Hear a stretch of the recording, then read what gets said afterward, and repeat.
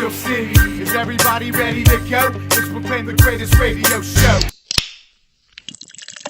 Welcome, fans, to another episode of The Spread. I'm your host, Jim Sella, in studio with co-host J Dash and JK47. Going to talk some baseball for you, give you some hot and cold pitchers and hitters and league leaders, right?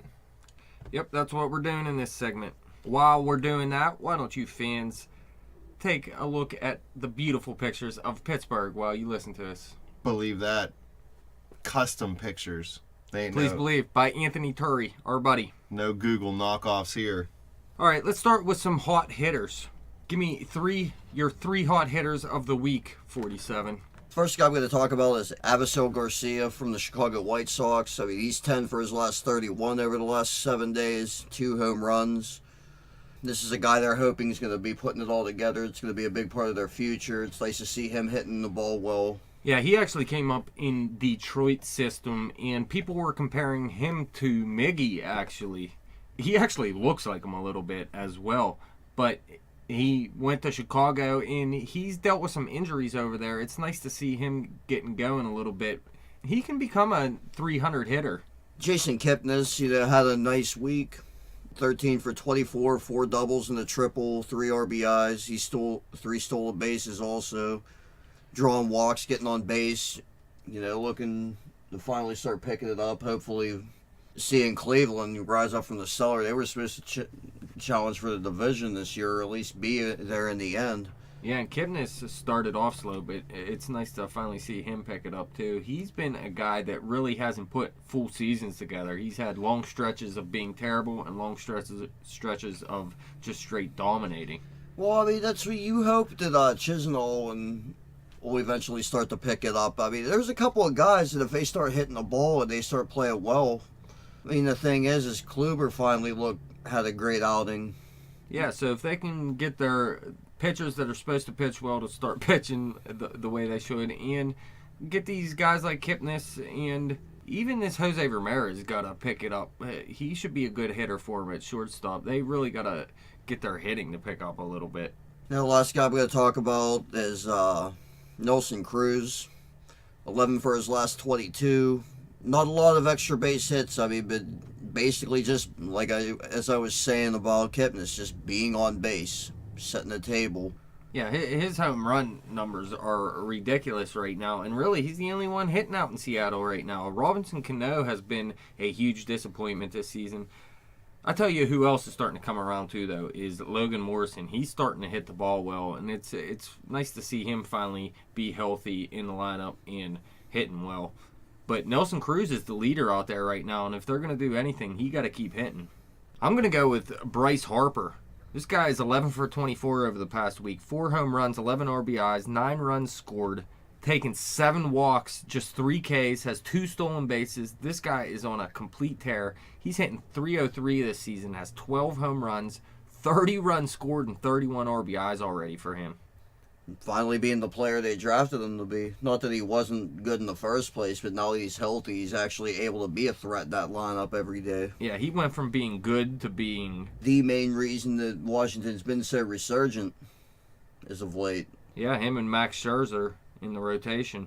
But Harper, I expect him to keep hitting like he is. Well, obviously not bat around 500 all season like he has been over the past week, but I expect him to stay up around 300 and hit the power he's showing right now.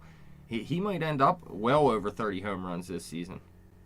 Edwin Encarnacion for the Toronto Blue Jays is finally starting to pick it up now. Over the past week, he is 8 for 24 with 4 jacks, 8 RBIs. He has K'd 7 times in those 24 bats, but he's also taken 6 walks as well and scored 8 runs. This guy had a terrible start to the season, and it's finally nice to see him start to pick it up.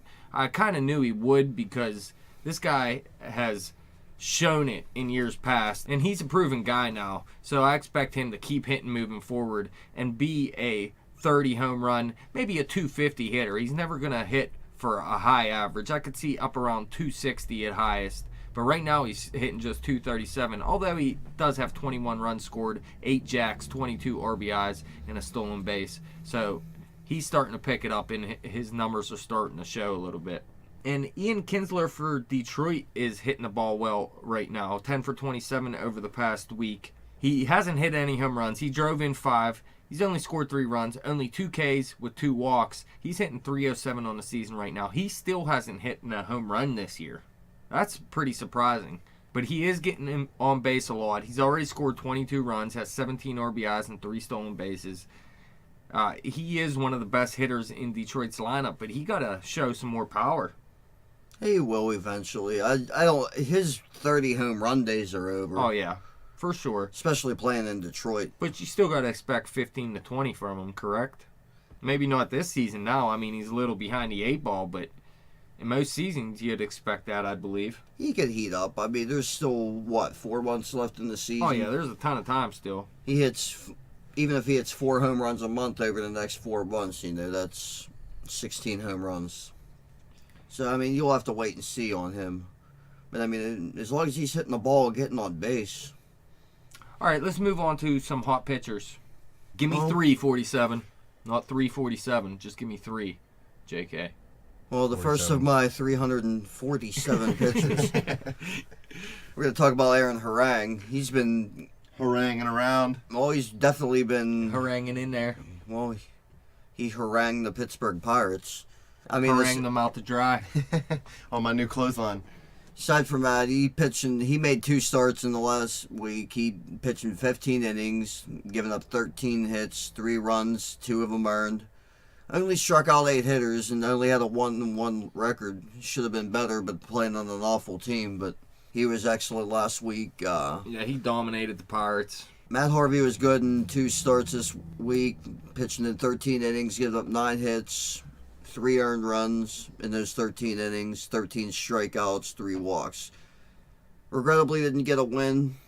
Took a hard loss, but... Yeah, he had Philadelphia and Chicago, both road games. He let up 3 runs in the Philly game, but he shut out Chicago through 7 innings, had 9 Ks in that game. He had a big game, only 3 hits and 2 walks in those 7 innings. So he dominated Chicago on the 13th, which was 2 days ago, Wednesday. And the last guy, another hard luck guy on my list, Sonny Gray in Oakland. He made 2 starts in the last week. He's pitching in 13 innings, 9 hits, 2 earned runs allowed, 18 strikeouts. You know, you look at his whip, really low, .85. His ERA was 1.38 over the last 7. I mean, it's kind of brutal with him out there in Oakland. It'd be probably a 20-game winner if he had played on a better team. Yeah, and if you look at this, the first matchup was at Seattle, who was supposed to be a good hitting team coming into the season. He let up 6 hits in 6 innings, 1 earned run, 2 walks, had 9 Ks against them. And then he faced Boston, who is another team who you'd think would have one of the best hitting teams in baseball coming into the season. He only let up 3 hits with no walks in 7 innings, 1 earned run with 9 Ks against them, yet he did not get the win in either one, and in fact took the loss against Boston. So he's sitting with a 1.61 ERA right now and an 0.93 whip on the season. Oakland's bat's got to pick it up for him. He is sitting at 4-1, so his record's still nice, but this guy is a true ace, and he deserves to be on a winning team. Well, the first 2 I got to mention, number 1, Corey Kluber. We already mentioned this guy before, but how can you not mention him? He went 8 innings, allowed 1 hit batter, 18 Ks, and got the win against St. Louis nonetheless on Wednesday. Straight dominating. It's nice to see him actually turning around. He had 4 straight starts where he let up 4 or more runs, and he wasn't looking like the ace or the Cy Young winner he was last season. But this past game, maybe it starts to get him turned around in the right direction, and Cleveland as a whole. And the other guy we already talked about that I still have to mention is Michael Pineda. He went 7 innings, 6 hits, 1 earned run, which was a homer, but he struck out 16 batters and got the win against Baltimore. This is the only good pitcher in the Yankees system, if you ask me, but he is pitching out of his mind right now, and he's actually pitching today, Friday, at Kansas City. So we'll have to see how that turns out, but I expect another good outing out of him because he's been pitching well all season. He only has 1 start this season where he let up more than 2 runs, and like I said, he's only walked 3 batters all season while striking out 54, and he sits at 5-0 right now. This guy has been dominating all season, and his best outing coming this week. And one other guy, Chris Heston.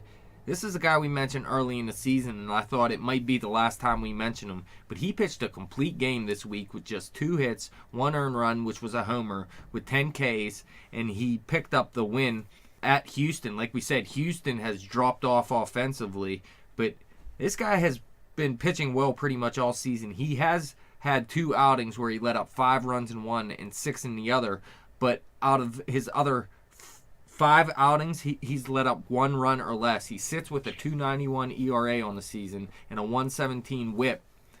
I expect this guy to stay in the rotation even when Matt Cain comes back now. This guy is not coming out of the rotation at any time soon unless he really falls off and falls hard. Worth mentioning, too, Danny Salazar in Cleveland pitched 7 innings in his start, striking out 11, giving up only 1 hit and 1 earned run. Yeah, he dominated. Like another guy, too, Weaver, who I mentioned in our last segment. Remember I said he went a complete game. He let up 6 hits, no earned runs, no walks, had 6 Ks, and got the win. So it's nice to see Weaver bounce back, too. Let's move into some cold batters, though. How about Eddie Rosario? Remember this guy we talked about last week? He got called up and hit a home run on the very first pitch he seen. And this was a guy in Minnesota's system that had some potential. He did get suspended for steroid use, I believe, in the minors, either last season or the season before. I can't remember. But now that he's up, he isn't hitting too great this week. He's just 3 for 19, 3 singles, 2 RBIs, no walks, and he struck out 10 times. He did steal a base, though, but he's not playing very well right now. Scooter Gennett has not been good for the Milwaukee Brewers this season. He's actually 1 for 15 over the past week with a single. He struck out twice, no walks, and he grounded it into 2 double plays. Milwaukee as a team has been bad all season, but Scooter Gennett came into the season as one of the guys they wanted to rely on. He was a pretty good hitter last season. This year he's hitting just 182, has 3 runs scored, 3 RBIs, and a home run. He did go on a DL because he sliced his finger in the shower, if you remember. But this guy is not playing anything close to like he was last season, and he really got to pick it up, or he's going to be riding the pine more and more often. And one other guy here, Jake Marisnick, a guy that we said was killing it all season long. He is not hitting well right now. 3 for 24 over the past week, 2 singles and a double. He scored 1 run, took 1 walk, and struck out 10 times. So like we said, Houston as a team is not hitting that well right now, not like they were a week or 2 ago, and Marisnick is a big part of that. He's actually 0 for his last 9 and 1 for his last 16 overall. And he was straight killing it earlier. As you can tell, he still has a 288 average, 15 runs, 3 homers, 13 RBIs, and 9 stolen bases. So the overall numbers are good, but he got to pick it back up, or else he might be finding himself sitting a little bit more often as well. All right, my guys. Lonnie Chisenhall in Cleveland, 3 for 25 over his last 7, with a home run and 4 RBIs, only a 120 batting average. Definitely one of those guys up in Cleveland that needs to pick it up. Yeah, it's nice to see him hit the home run, but this guy is someone they were counting on coming into the season. He had a pretty good offensive year last year, and it just isn't happening for him this year. And I'm looking for Giovanni Urshela to actually get called up eventually this season and take over for Chisenhall, unless he starts hitting. No, another guy is David Ortiz, 3 for his last 24, just 1 double, 1 RBI, a 125 batting average. Yeah, this is a guy that really hasn't been hitting this season. What's his average right now? His average right now, 218, with 4 home runs and 13 RBIs. Yeah, look at that on base percentage, 307. This is a guy that really has taken a lot of walks in his career, and his on base is usually up around 400. You think he's done? He's 39 years old now. Too early to say. I mean, you're right. He could definitely pick it back up. I don't know, though, man. He just hasn't looked the same this season so far. And it's really a big reason why Boston is sitting in the middle of the division and not at the top. It's actually kind of a shame. I would hope that he picks it up. I wanted to see him make a run at 500 home runs. I'd love to see him pick it up. He's one of my favorite players. So, I mean, we'll see. I mean, it's not like they're going to take him out of the lineup or keep him out for any prolonged period of time. If he's healthy, he's playing. So, I mean, I'd like to think he'll bounce back. Give me one more 47. One more, Matt Kemp in San Diego, 4 for his last 24, just 3 RBIs, no extra base hits, with 5 strikeouts during that time. Just a 167 batting average. So, I mean, he was a guy that was off to a really good start also. He tailed off. He's not hitting the ball that well right now. Yeah, like you said, he was off to a great start. The entire San Diego outfield was off to a great start. And Will Myers has actually came down with an wrist injury. He's starting to miss some time. And Matt Kemp, they really need this guy to hit because they put a lot of money into this outfield. And if it doesn't work out, it's wasted money. All right, let's move on to some cold pitchers. You know what I want? A cold pitcher, a beer. Please believe. How about Josh Collmenter? What a great game for him. 1.1 innings pitched, 8 hits, 9 earned runs, 2 home runs, a walk, and no Ks. Dylan. That is Dylan. They need to be Dylan him to another team. It was against the Washington Nationals, but I don't care who it's against. It could be Jesus. Jesus, I don't think he'd do that bad. His ERA sits at 5.27 on the season now, so he wasn't pitching that bad this season. But, oh, my God, in my fantasy league, he got minus 10.3 points. That's brutal. It is. He does go to Philly next, though, so maybe he can have a rebound. Philly can definitely help out in that category. R.A. Dickey, he's old and garbage. He went 6 innings, 7 hits, 6 earned runs, 3 walks allowed, had no Ks in his last outing against Boston. That was on the 10th. He really hasn't been pitching well all season. He's sitting with a 5 ERA. His best outing came the previous outing when he went 8 innings with 1 earned run, 3 hits, and 3 walks. And really, that was his only good outing since his first outing of the season, which was also against the Yankees. So his only 2 good outings this year have both come against the Yankees. And everybody else has torched him, including Boston. He's faced them twice already. In 13 innings, has let up 10 runs against him. R.A. Dickey's washed up. I think this guy should not be in Toronto's rotation anymore. Look at how long Boston kept Tim Wakefield around all those years. Yeah, you're right. And one more, Steven Strasburg, 3.1 innings pitched, 8 hits allowed, 7 earned runs, 2 home runs, a walk with 3 Ks. Did not pitch very well against the Arizona Cardinals this past week, and really he's had some good games, don't get me wrong, but he has not been himself this season. You can tell by the 6.06 ERA he has this year, a 171 whip, and just 35 strikeouts. So this guy really got to turn it around. Washington can still win even if he doesn't, but if he does, look out, they're going to be a hard team to stop. Justin Masterson had a tough start last week, going 2.1 innings in his start, allowing 6 earned runs on 6 hits. With a walk and a K. Yeah, that's kind of brutal. Yeah, that was actually at Oakland as well, and we know, like we said before, Oakland hasn't been hitting the ball very well. And after this game, they actually placed Masterson on the 15-day DL, and they are replacing him with a guy named Stephen Wright, who is not a long-term solution, but they may bring up a prospect in the name of Eduardo Rodriguez soon, and we are going to be talking about him in our prospect check segment, so go check that out when you get a moment. Next guy, Dan Herron from Miami. He went 4 in the 3rd innings, his only start of the week, allowing 11 hits, 6 earned runs, 4 strikeouts. Didn't walk a batter, but they were hitting them up pretty good. Yeah, that was the Dodgers. The Dodgers are a good hitting team, no doubt about it. But it was at Dodger Stadium. That's a pitcher stadium. And Dan Herron's been pitching pretty well this season. Even after this start, his ERA still sits at a nice 3.70. He has a 109 whip. He doesn't strike out a lot of people, but he's been a nice surprise for the Marlins rotation this year. Just a bad outing. Hopefully he gets back on track next week versus Arizona. Yeah, the last guy, Carlos Martinez for St. Louis. He made it a little bit deeper into his start, but I mean, in 5 1/3, he allowed 7 hits, 7 earned runs, walked 4 hitters. He struck out 7, but really didn't look all that well. Pirates got to him a little bit in this start. Yeah, as I said before, this is a guy that really needs to step up with Wainwright out of the rotation.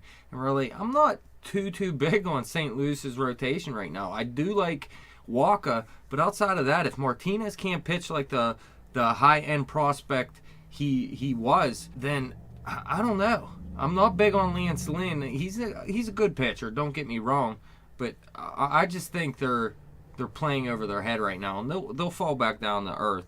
And unless Carlos Martinez can actually turn into the high strikeout, low ERA guy that they think he can be. He's still young, too, so Yeah, he'll correct. need time to put it together.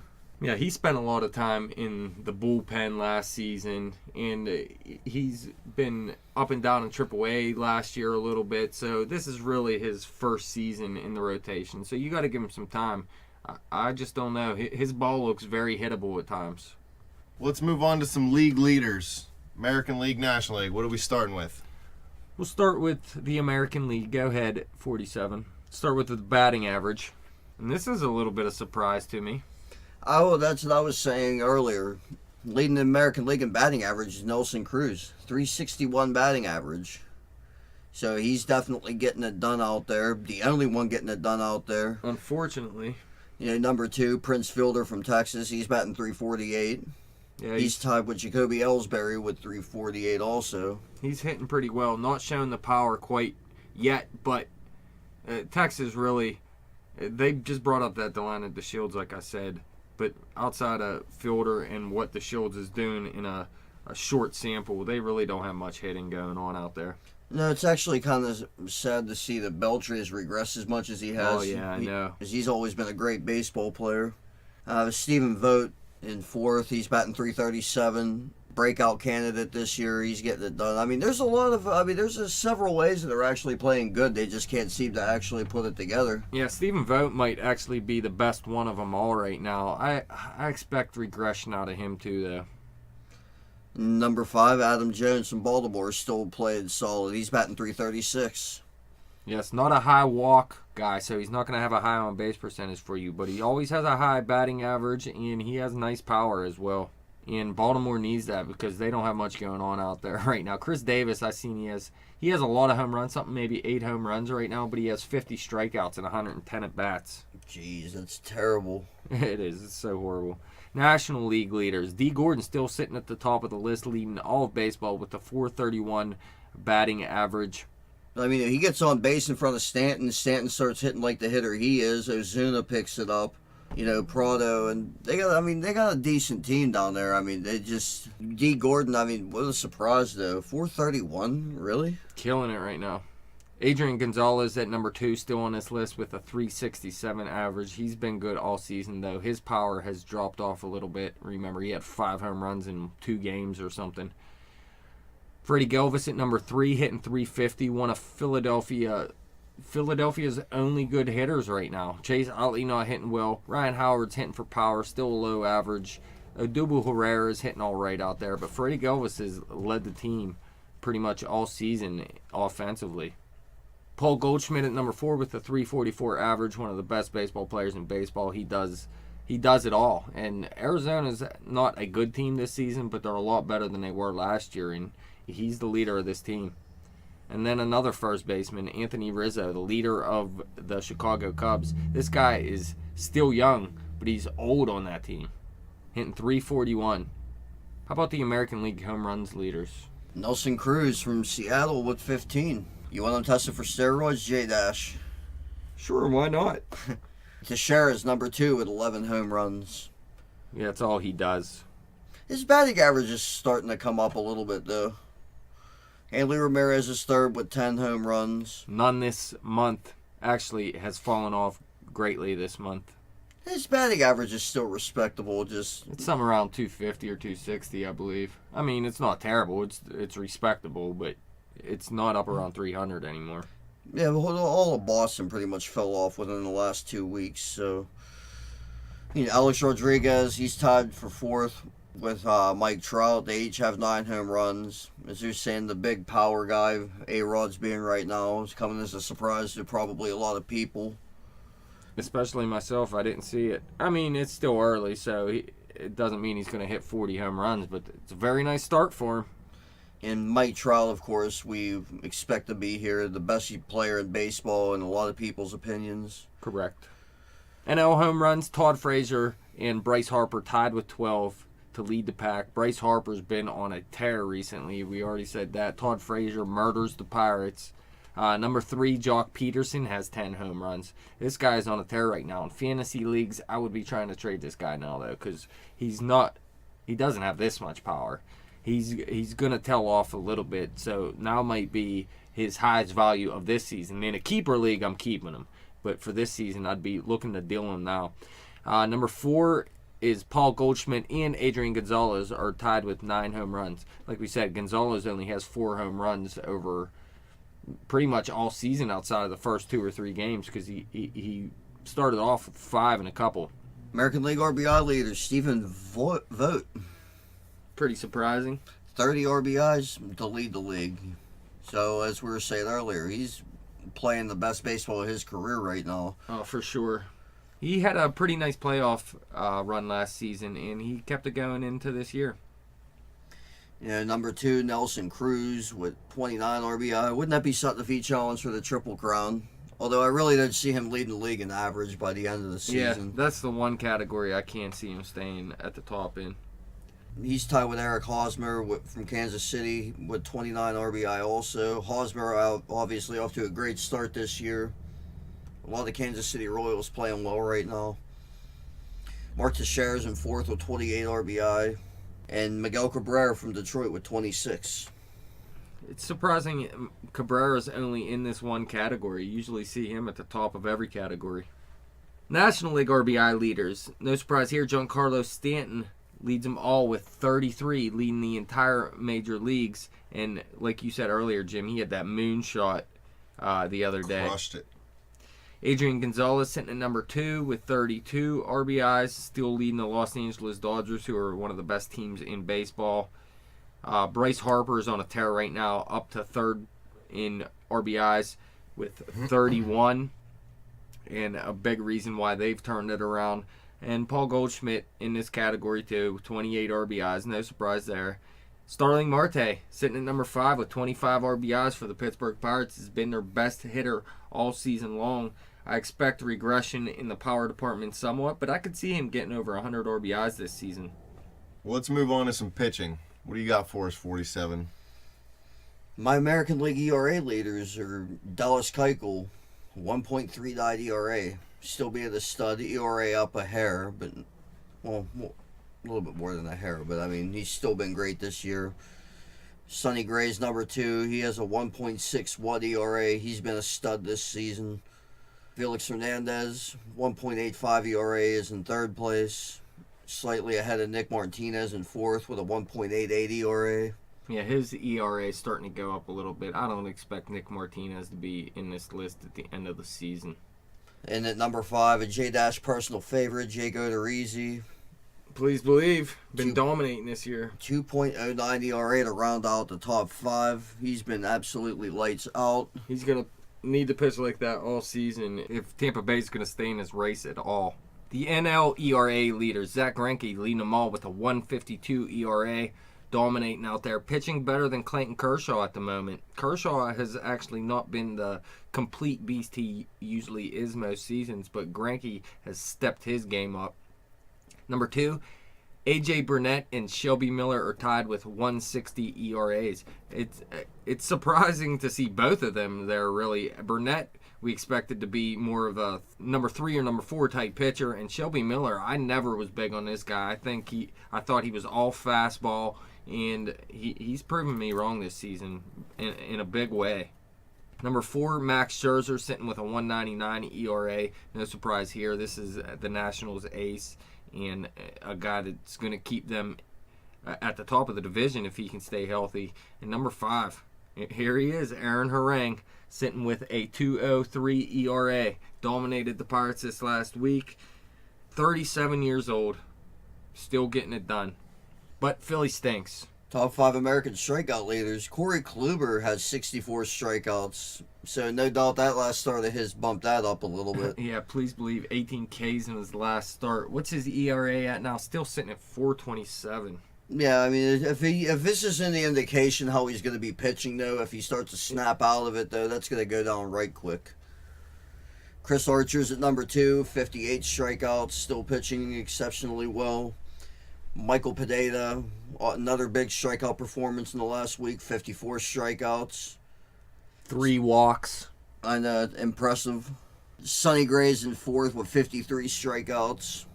Yeah, this is a guy that always had a high strikeout rate in the minors, but he was never a top prospect for some reason. But he should have been, because this guy is one of the best pitchers in baseball. And rounding out the top 5 is King Felix with 50. No surprise there. Really the only pitcher pitching well out in Seattle.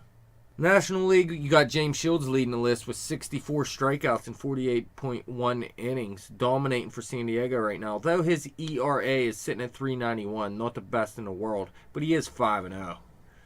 Johnny Cueto, not dominating this season like he was last year, but he's still pitching very well. 56 Ks, tied with Clayton Kershaw. Cueto has a 2.93 ERA. Kershaw has a 4.26 ERA this season. No Cy Young for you, buddy. Nope. Cole Hamels and Max Scherzer round out the top 5. They are tied with 55 in 4th place.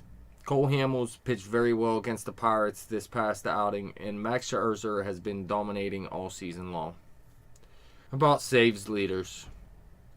American League save leaders, starting out with Andrew Miller with 13 from New York. Just look at this guy's stats. Unbelievable. Hasn't even allowed an earned run yet. Yeah, 3 hits. What? Dude's ridiculous. Houston Street, who just got a contract extension, he has 11. He's tied with 2 other people.